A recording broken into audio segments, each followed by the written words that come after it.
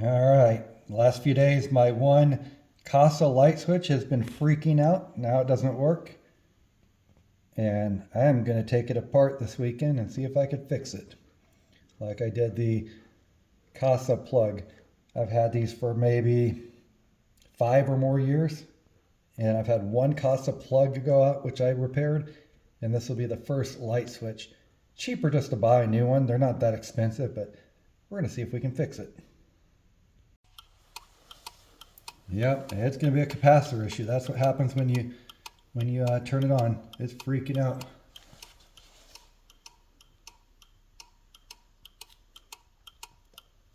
Alright, definitely going to see if I can fix that. Alright, so today we're going to try and repair this Kasa light switch. I've had it for several years, 4 or 5 years, something like that, maybe a little longer. Never had an issue with a light switch before. We're going to attempt to repair it today. So let's get started.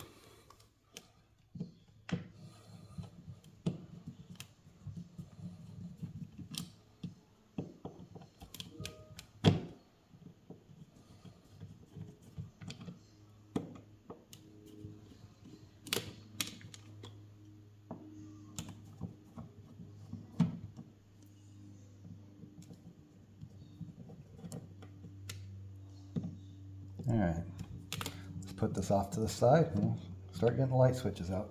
All right, so now we're going to pull out the light switch. Probably going to have to take out a couple of them so we can get back to all my connectors. So let's get started.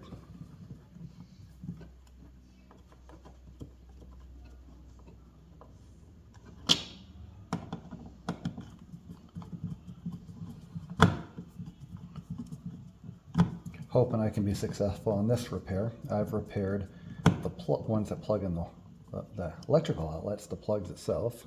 This will be the first attempt on a actual light switch, which I think if I can get it open without breaking it, I think we will be successful in the repair. Just gotta be able to get the case open without damaging any clips. So let's see how far we can get onto this, hopefully successful. If I'm posting the video today, that means it was successful. If I don't post it, you'll have never even seen this video.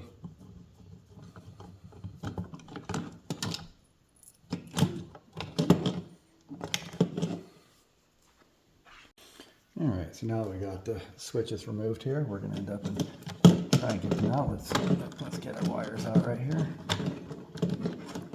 And I'm going to get my good old hot wires. Okay. Let's see what we got.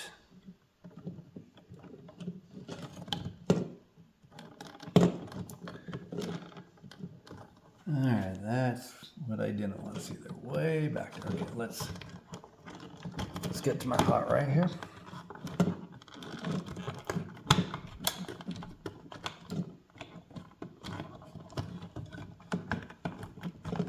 Come on, get out there. All right.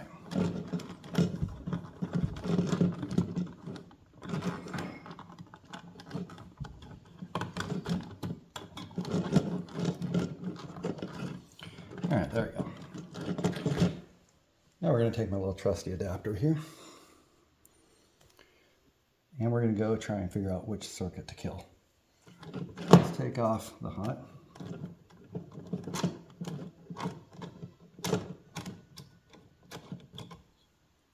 We're going to clip onto the hot. Don't touch this because it is a live circuit. Clip on there. Take off the common. Let's go ahead and clip onto the common.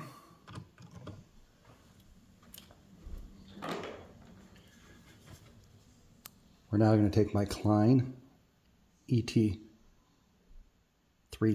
tester and we're going to go out to the circuit breaker and see which circuit it is. So we're going to disconnect it.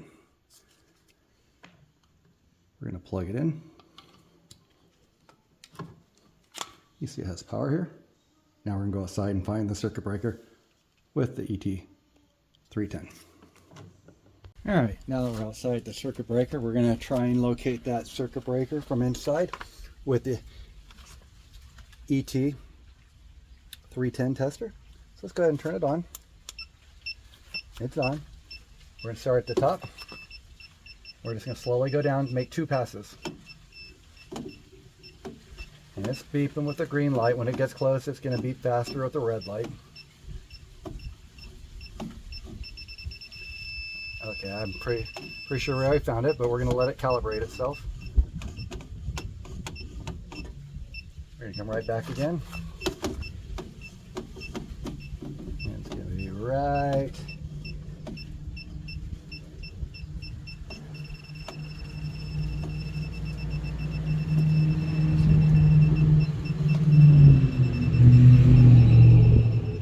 Right.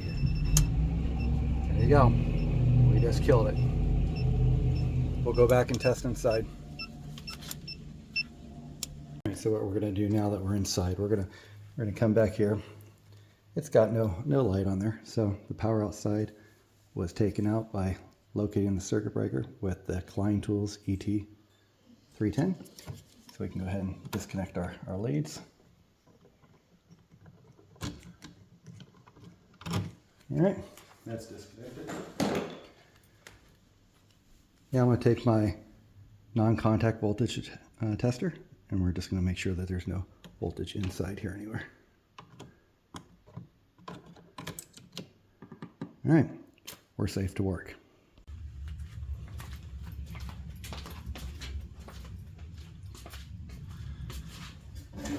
All right, everybody. Let's see now if we can figure out how to get this open. So this is our problem. I'm hoping we can get it apart without causing too much damage. So let's just see. It looks like it snaps together, this whole back part to the front. Let's see.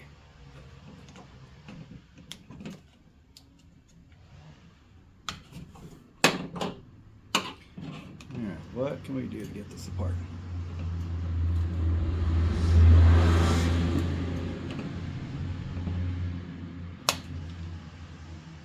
Alright, it's definitely on there.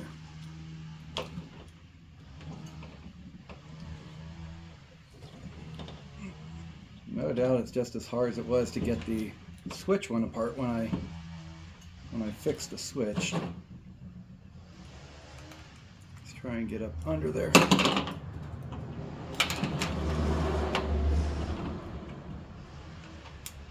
There's going to be some clips in here somewhere. Just where are the clips? Well, if I happen to break one or two, at least you guys are going to see where it is, so you guys don't do it next time.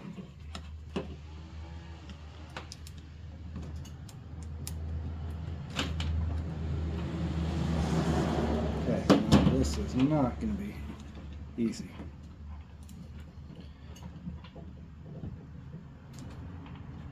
All right.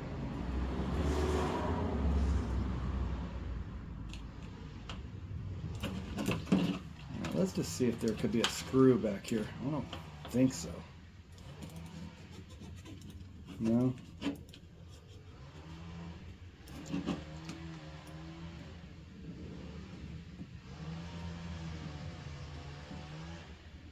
No. Yeah, well, let's keep trying.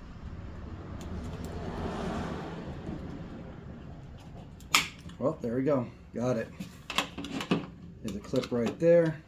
All right, let's get it. There we are. We got it. Got the one side off right there. All right. Here comes the other side.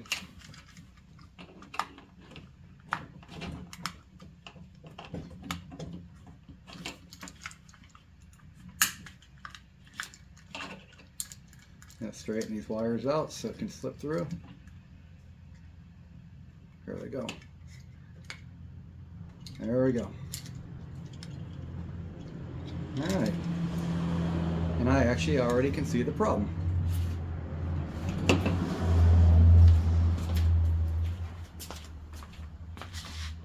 Alright, so let's go find where that problem is. So inside the switch, I mean I can see it clear as day. I'm going to try and point to it. Yeah, this capacitor right here. There we getting it.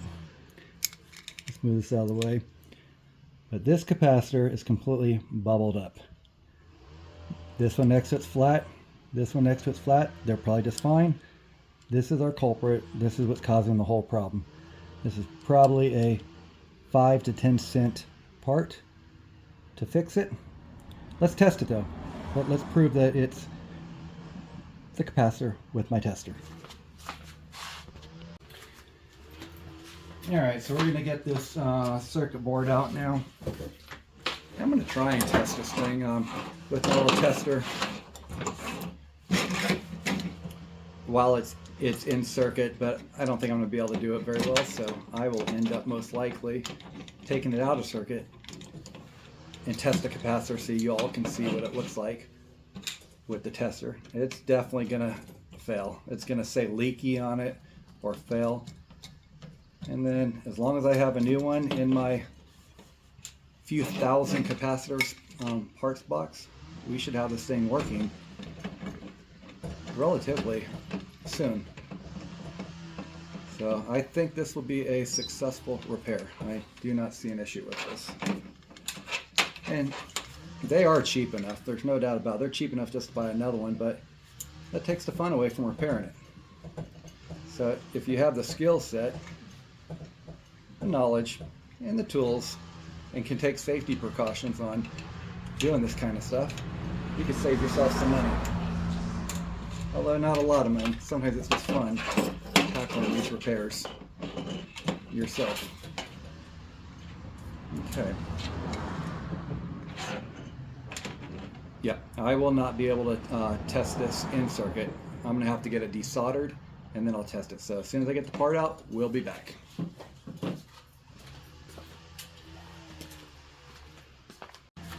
Alright guys, so we got the capacitor out. Let's show you here. Let me get out my little pick. It was right there. Got it completely out. You see the little holes where it was right there. Here's the back side of the board. Right there.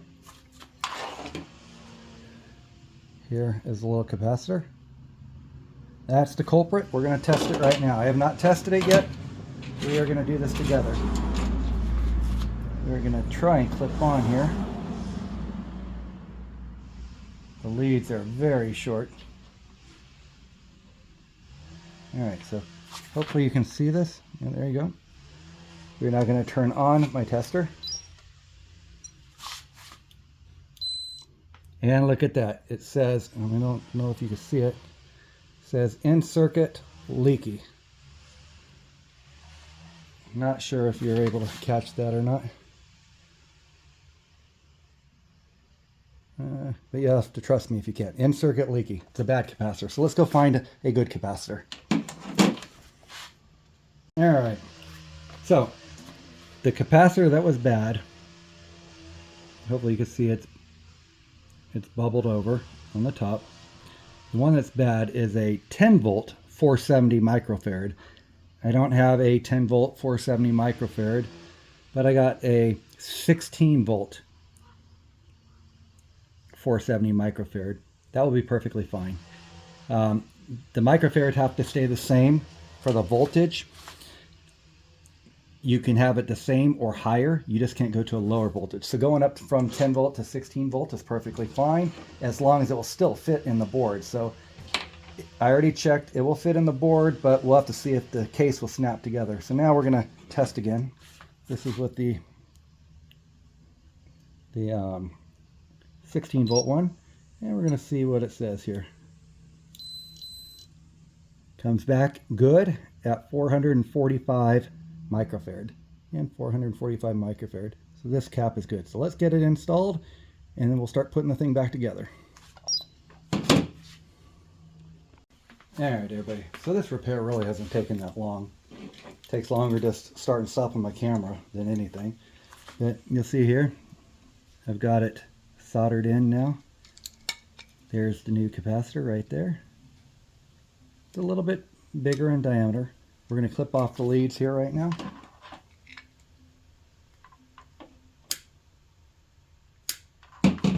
Okay, clipped off the leads. I'm going to clean it up with some alcohol, isopropyl alcohol, and then I'm going to start snapping them back together. We'll be right back. Alright, so just one thing to think of when you're putting it back together. I had this little spring fall out of the side where the button goes. The only logical place that it could go is in this little slot right here, but does the part that doesn't have as many coils go against the switch, or does it go against the circuit board? I don't necessarily think it matters. It seems like it works the same either way, so I'm just going to put it towards the switch. That way it gets a little more play, and the tighter coils will go against the circuit board once it's all together.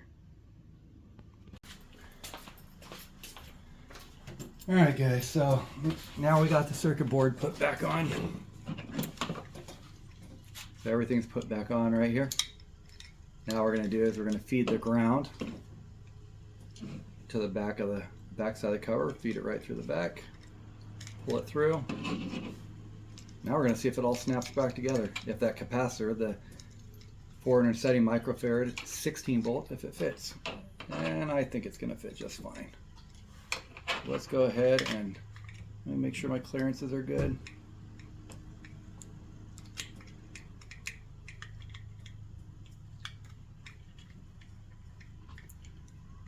Alright, we're trying to get her down in there. Get her in there. There we go. There we go. Now we just snap it. No clips were broken on this one, thank goodness. Let's see if it snaps. There it is. Got it all put back together. This is the, let's see if it says what model number it is.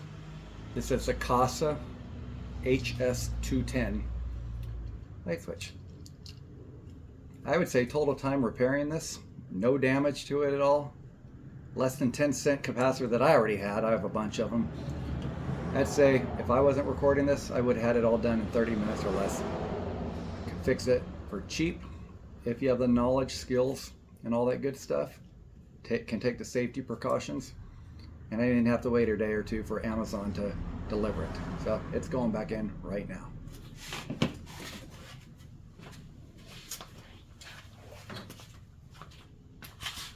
All right, everybody, we're back here. We're gonna start putting this back together. The old wire nuts that I took off, throw away. We're not using those. Always use new wire nuts. Be back once it's in. All right, guys, got it all wired back in with all new connectors. So let's just give them a little tug, make sure that they don't fall out, because we're gonna start shoving it back in the wall. Let's get our grounds, pull our grounds. Get to our common, pull on our commons. All right, it's good. I'll be back after it's put back on the wall. All right, guys, so I just went and I turned the power back on. Everything is back together. I put a little sticker on them. I always do a sticker, so I sticker everything that says the date it was repaired. It was repaired on October 16th, 2025 by me. And now let's see if it works. I already know it does. I've already tested it, but we're gonna turn it on. Okay, so that doesn't show you a whole lot of anything. So let's do this. Let's come here. Let's take this out. And I'm gonna end up and point it up towards the light outside. We're gonna turn it on.